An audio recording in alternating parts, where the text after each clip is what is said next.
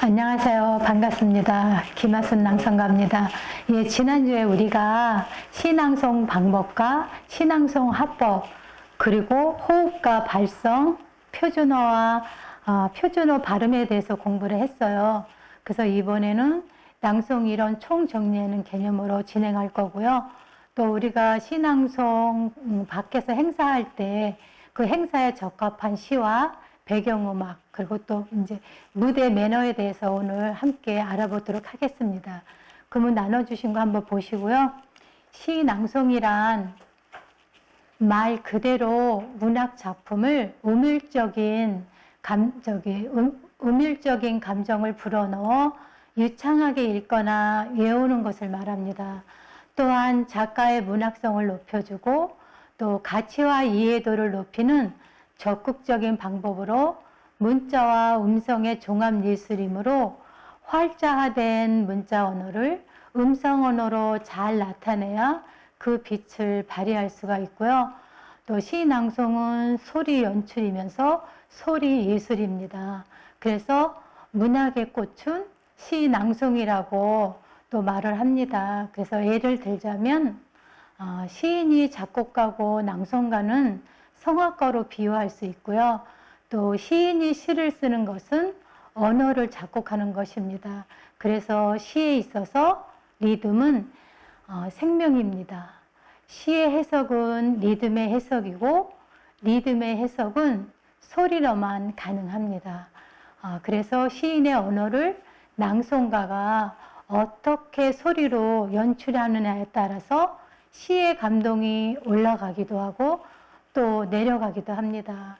그래서 지금 이제 우리가 다시 할 거는 시낭송은 말 예술의 창작이다. 이것은 이종호 작가님께서 한번 읽어주시겠습니다. 시낭송은 말 예술의 창작이다. 지휘자와 연주자에 따라 연주가 달라지듯 시를 어떻게 형상화시키고 이해하며 연출하느냐에 따라 한 편의 시에 수십 편 아니 수천 편의 낭송이 나올 수 있으므로 시낭송은 말 예술이다. 시는 시인의 영혼으로 빚어낸 최상의 언어요. 언어의 춤이며 우리의 삶을 정화시키고 진실하게 한다. 이러한 시를 청중에게 감동이 전해지도록 소리내어 읊는 예술적 행위가 시낭송이다. 예, 그리고 제가 다음은 또 읽어보겠습니다. 시 낭송은 가슴으로 낭송하되 자연스럽게 해야 합니다. 그래서 몸이 건조한 낭송보다는 자연스럽게 하되 느낌이 다가오는 낭송이어야만 합니다. 듣는 이들은 끊어질 듯 또 이어지는 한이 서린 낭송을 들을 수도 있고 또 환희와 기쁨으로 가슴이 벅차오르는 감동을 느낄 수 있으며 그리움과 안타까움에 가슴 저리는 아픔을 느낄 수가 있습니다.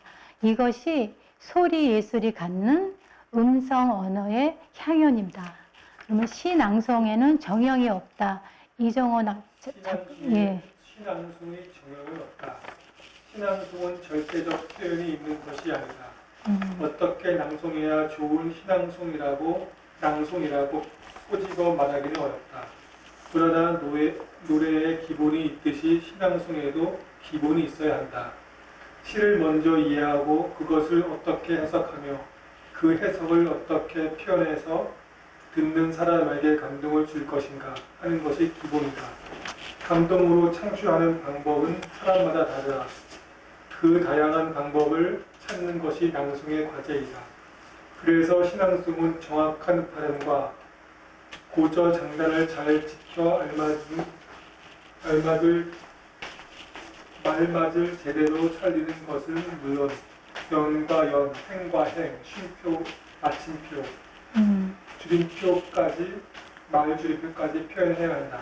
예, 그러면 이제 우리가 어떻게 낭송을 할 것인가에 대해서 함께 알아보겠습니다. 제가 먼저 읽어보겠습니다. 선택한 시는 반드시 각기 다른 출판사 3곳 이상의 것을 비교하여 탈자가 있는지 또 오자가 있는지 확인을 해서 연습을 하면 됩니다. 그 다음에 두 번째는 이종호 작가님께서 읽어보시겠습니다. 시를 의미하면 음미하며 묵독을 반복한다. 시인이 표현하고자 한 것과 작품의 흐름을 이해한다. 예, 낭독을 해본다. 감정을 배제하고요. 그 다음에 4번 읽어주시겠어요? 가슴에 와닿는 부분을 중심으로 고, 저, 장, 단, 강, 약, 완급 사이 쉼의 9가지 사안을 살려 큰 그림을 그린 후 시낭송 표기법을 이용하여 구체적으로 어떻게 낭송한 것인가 결정한다. 예, 그 다음에 도식에 의한 인위적 낭송이 아닌 내가 시 속의 주인공이 되어 마음에서 우러나오는 진실한 감정으로 낭송한다. 6번 한번 읽어보시겠어요? 녹음하여 들어보며 다듬는다. 또박또박 차분하게 정확한 발음으로 시의 느낌을 완전히 공감할 때까지 반복 연습. 녹음해서 자신의 목소리를 들어보면서 굳혀나간다. 예, 그러면 우리가 낭송하면서 유의할 점이 있거든요. 예, 첫 번째, 낭송을 처음 시작할 때 톤의 설정이 중요합니다. 그래서 우리가 흔히 듣기 편한 소리가 솔톤이라고 해요. 그래서 뭐 안내하는 사람들이라든가 아나운서 같은 분들이 솔톤으로 시작을 해요. 그러면 두 번째 한번 읽어보시겠어요? 톤을 높이거나 낮게 잡지 말고 편안하게 자연스럽게 하되 음성이 매체가 되므로 정확한 발음, 발성, 호흡에 유의한다. 지나친 기교, 감정 과다, 불필요한 장음, 숨소리, 꾸민 목소리, 동안 구현식 시낭송은 삼가한다. 쉼표까지도 사이에 속한다. 예, 그러면 우리가 이제 낭송할 시를 고를 거거든요. 그럼 제가 한번 먼저 읽어보도록 하겠습니다. 시 낭송을 하기 위해서는 가장 먼저 할 일이 시를 고르는 일이다. 요리사가 요리를 하기 위해 아무리 훌륭한 기술과 노하우를 가지고 있다 하더라도 음식의 재료가 좋지 않다면 훌륭한 요리가 만들어질 수 없는 것처럼 시 낭송도 마찬가지다. 그래서 낭송할 사람이 아무리 훌륭한 낭송가의 자질이 있다 하더라도 낭송시의 선택에 따라서 그 낭송의 효과가 100% 발휘가 될 수도 있고 또 50%에 그칠 수도 있습니다. 그만큼 시 낭송에 있어서는 낭송시를 고르는 일이 중요하고 또 신중해야 합니다. 그간의 저의 경험으로 비춰볼 때 수많은 시 중에 분명 낭송에 적합한 시가 있고 또 아닌 것이 있으면 사실이에요. 그럼 우리가 어떤 시가 낭송에 적합한지 그 시를 한번 알아보겠습니다. 그러면 낭송시를 고르는 데 있어서 가장 먼저 행사를 위한 낭송의 경우 몇 가지 고려될 사항을 정리해 보기로 하겠습니다. 첫 번째, 이정호 작가님께서 한번 읽어주시겠어요? 첫째, 어떤 자리에 낭송을 할 것인지를 먼저 파악하고 그 분위기에 맞게 고른다.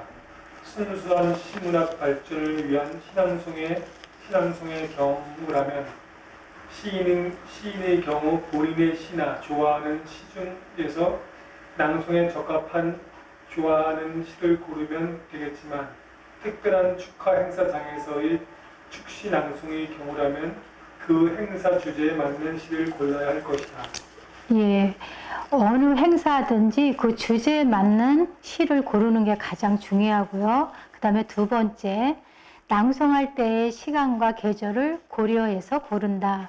귀향이면 밤 시간에 낭송을 한다면 아침 이야기가 있는 곳보다 밤을 주제로 함이 좋을 것이고 또 가을에는 가을 분위기가 물씬 배어 나오는 그런 시를 낭송함이 한층 더 분위기를 상승시킬 수 있을 것입니다. 그러면 셋째 한번 읽어보시겠어요? 낭송을 듣는 대상의 연령층이나 성별, 수준 등을 고려한다. 아이들을 대상으로 신앙송을 들려주는 자리에서 너무 어려운 시를 낭송한다거나 반대로 어른들을 대상으로 낭송한 자리에서 동시만을 낭송한다거나 하면 안 될 것이다. 예. 넷째, 낭송의 취지나 목적 또 분위기를 고려해서 낭송시를 고르는 것이 좋을 것이다. 훌륭한 어느 시인의 추모시 낭송의 경우라면 당연히 그 시인의 작품 중에서 선택해서 낭송함은 상식적인 일입니다. 그 밖에 낭송시 선택에 있어서 행사용이든 녹음용이든 공통적으로 가장 중요시 되는 것은 낭송시를 선택할 때 낭송자 음성